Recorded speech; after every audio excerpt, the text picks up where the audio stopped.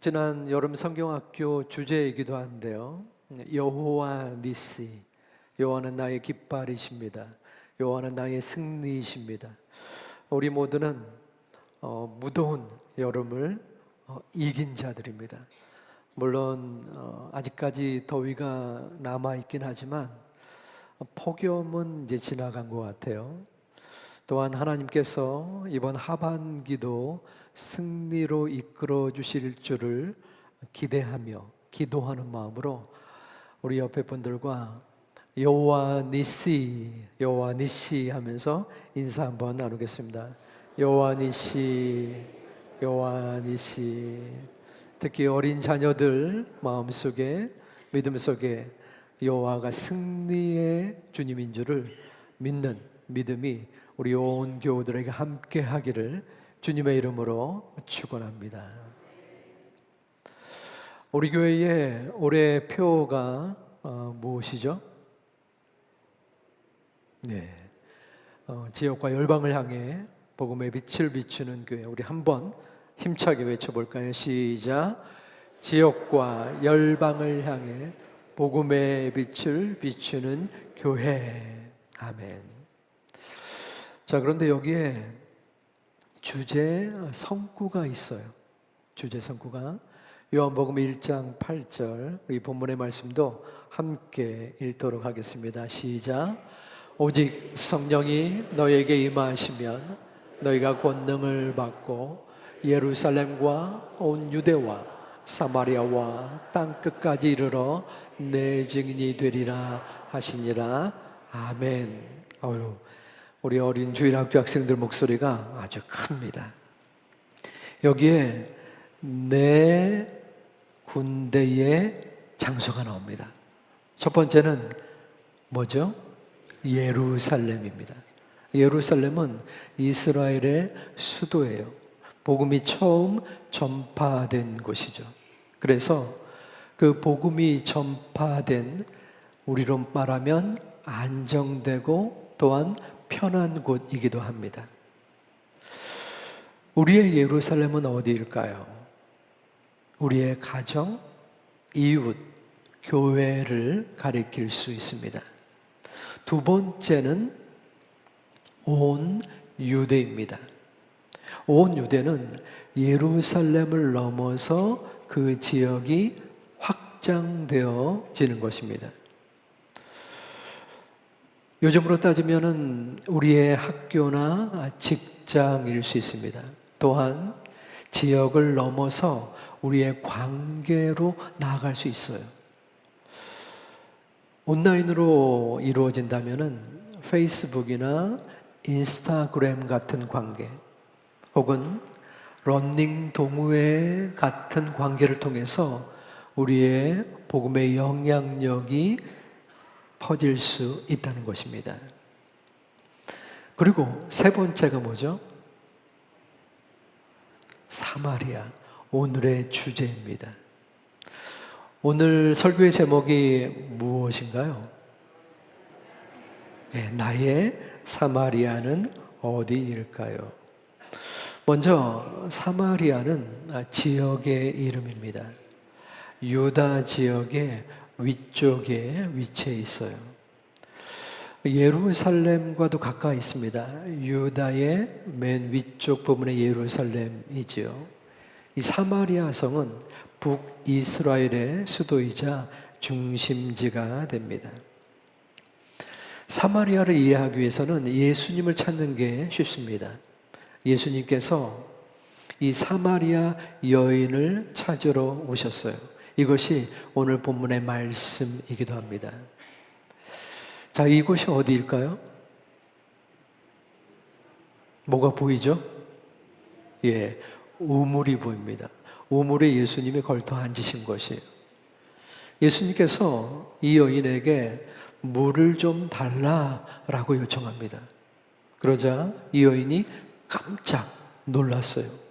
왜 저에게 물을 달라고 하십니까? 아니, 우물가에 와서 물을 달라는 것이 뭐가 그리 큰 일일까요? 여기는 이유가 있습니다. 예수님은 유대인이었고 이 여인은 사마리아인이었어요. 이 두 민족은 같은 민족인데 사이가 너무나 좋지 못했습니다. 나빴어요. 서로를 미워하고 대화조차 하지 않았습니다. 우리나라가 하나의 민족인데 북한과 남한으로 떨어져서 적대 세력인 것처럼 말입니다. 그런데 사마리아 남자가 유대인 남자인 예수님이 사마리아인 여인에게 물을 달라 하니 너무나 깜짝 놀란 것이죠. 예수님은 이어서 말합니다. 내가 주는 물을 먹는 자는 영원히 목마르지 아니할 것이다. 이 말을 들은 여인은 예수님 그 물을 저에게 주세요. 저도 그 물을 먹고 싶어요. 예수님은 또 다시 말씀합니다. 가서 네 남편을 데려와라. 저는 남편이 없습니다. 여인의 대답에 예수님은 이어서 말씀하십니다. 네 말이 옳구나. 너의 5 남편이 있었는데 지금 있는 자도 네 남편이 아니니라.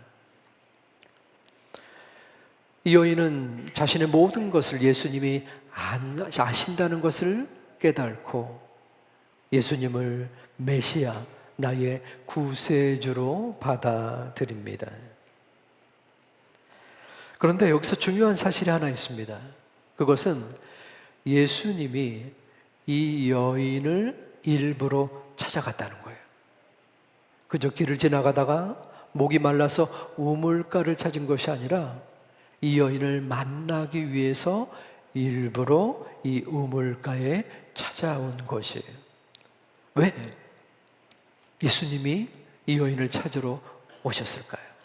바로 복음을 전하기 위함이었습니다. 다른 유대인들은 사마리아 사람들을 무시하고 경멸했지만 예수님은 그렇지 않았어요. 모든 사람들을 사랑하시되 외로운 사람, 남들이 꺼려하는 이 사마리아인을 사랑하셨고 그들을 찾아가셨던 겁니다. 여러분의 사마리아는 어디인가요? 누구인가요? 여러분이 좋아하는 친구나 가족에게 예수님과 교회를 소개하는 것은 그리 어렵지 않습니다. 하지만 내가 만나고 싶지 않은 사람, 내가 피하고 싶은 사람에게 찾아가서 말을 건네고 예수님을 소개하는 것은 아주 어려운 일입니다. 저 또한 그런 적이 있었습니다. 제가 고등학교 때 고등부를 맡아서 지도했던 그러한 적이 있었어요. 그때 우리 고등부를 지도하면서 제가 학생들에게 강요한 저의 별명이 있었습니다. 지금은 귀공자인데 그때는 유행했던 단어가 있었어요. 얼짱. 얼짱이라고 저를 호칭하지 않으면은 가서 꿀밤 한 대씩 때렸습니다. 그런데 그 고등부 학생 중에 거의 매주마다 늦게 나오는 학생이 있었어요.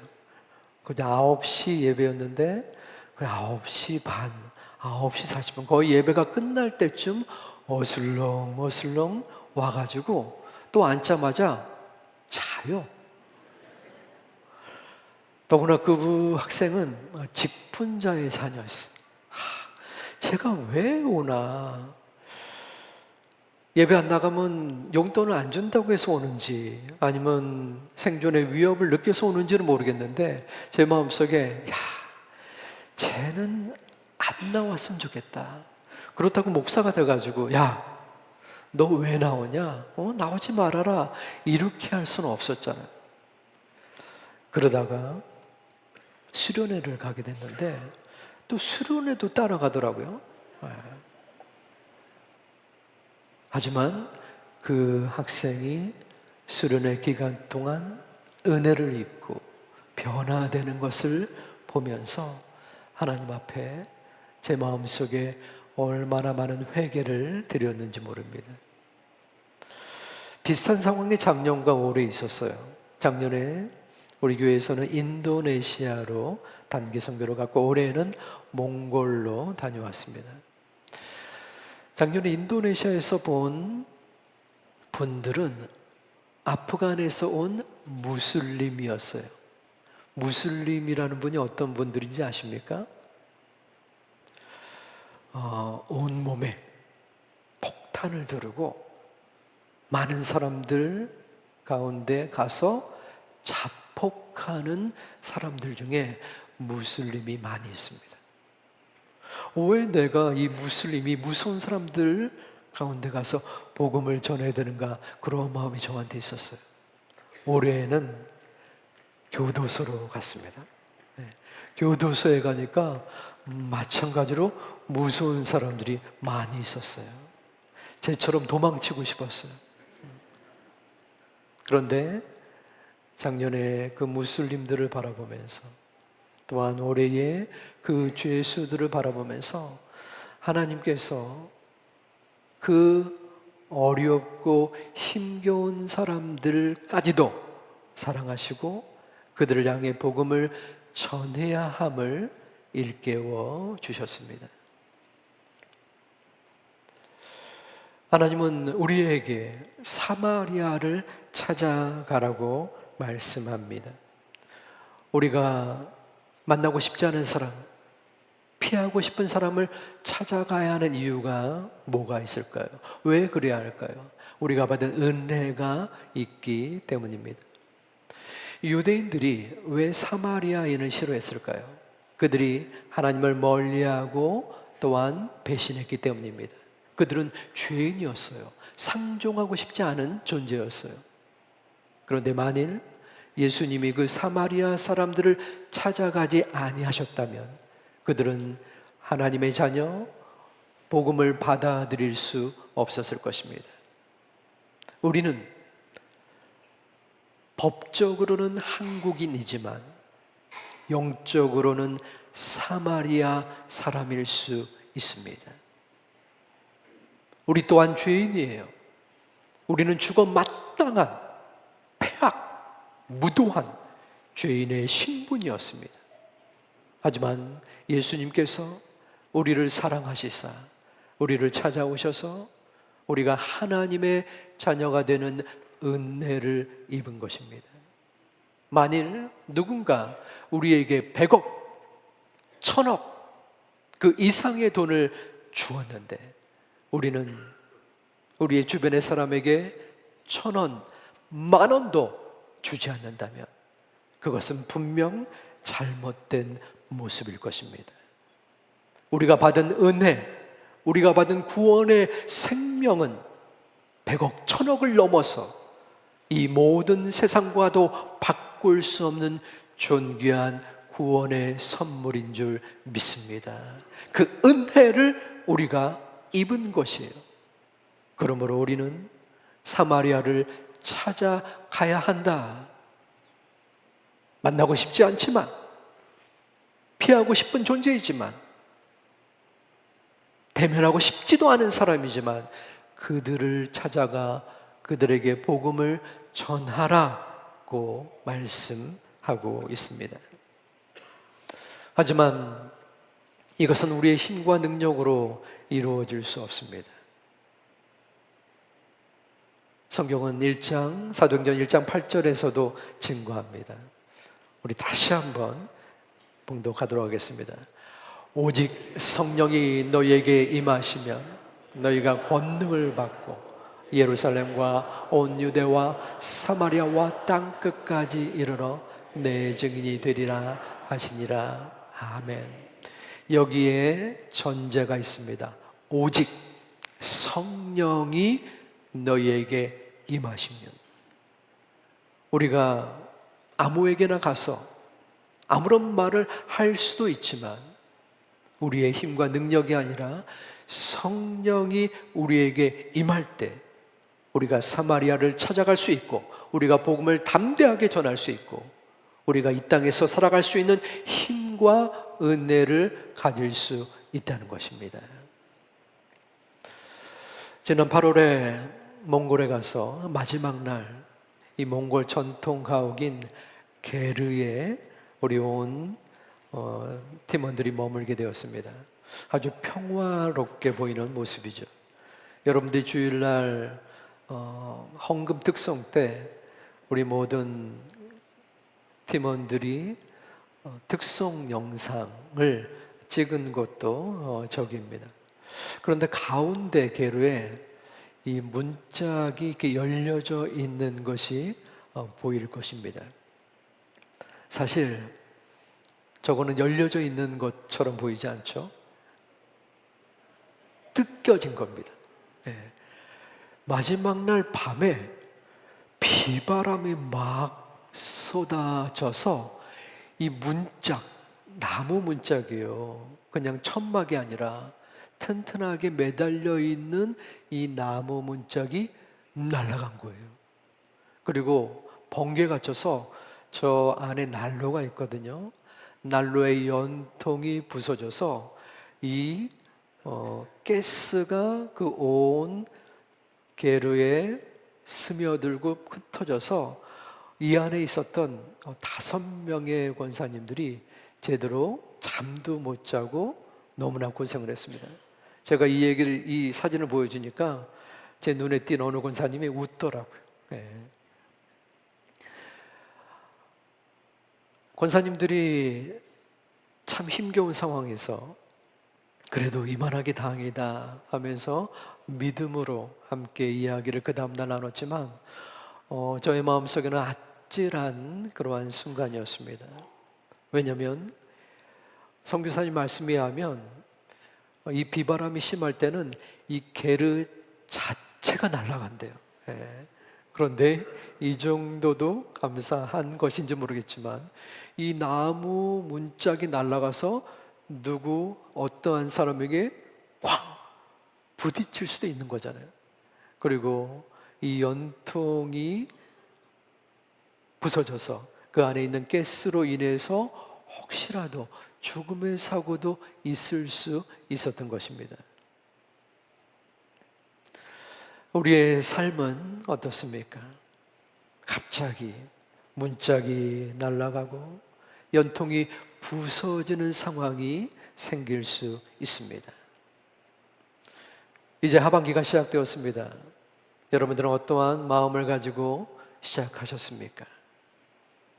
이번 하반기 그리고 이번 2학기는 지난 상반기 1학기보다 더욱더 열심을 내야 봐야지. 우리의 가족 돈을 많이 벌어서 맛있는 것도 사주고 행복하게 잘 살아야지. 이런저런 생각과 마음의 다짐이 있었을 것입니다.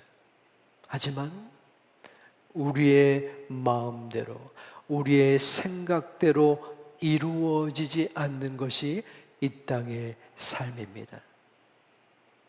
어떠한 고난과 고민과 어려움과 삶의 풍랑이 우리에게 닥쳐온다 할지라도 나의 가족, 우리의 교회, 이번 하반기를 하나님이 지켜주시고 인도하여 주시옵소서.